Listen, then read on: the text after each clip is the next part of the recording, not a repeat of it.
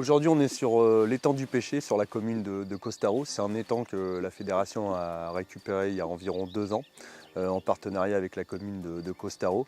L'objectif principal, c'était de pouvoir offrir l'accessibilité à la pêche sur ce plan d'eau, qui avant était réservé exclusivement aux habitants de la commune.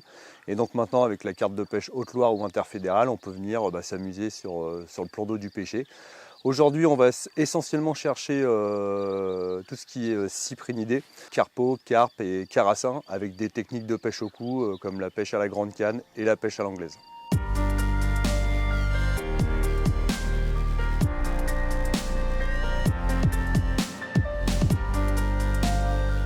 On est aujourd'hui sur l'étang du Pêcher à Costaro. Donc je suis venu à l'invitation de Yann, donc de la Fédé du 43. L'idée c'était de se faire une petite pêche à la grande canne et essayer de voir un peu quelle était la population du plan d'eau et voir si ça se prêtait à cette technique. Donc pour le moment, juste quand je le dis, j'ai une petite touche.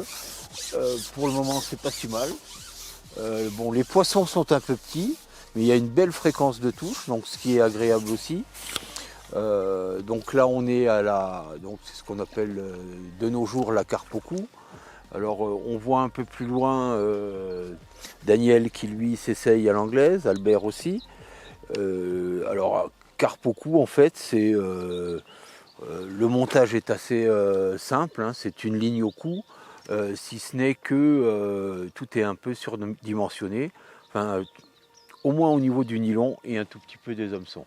L'idée c'est de prendre les poissons, de faire un léger amorçage et de prendre un peu les poissons au fur et à mesure qu'ils se présentent.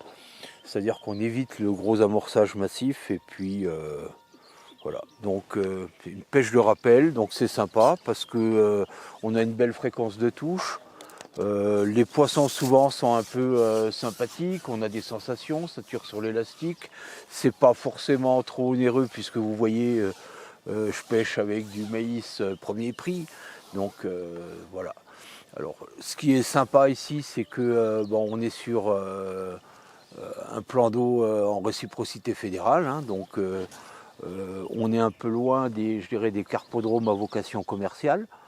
Qui sont sympathiques aussi, mais qui, en l'occurrence, c'est pas mal non plus d'avoir, ce type de pêche en libre accès pour nous pêcheurs.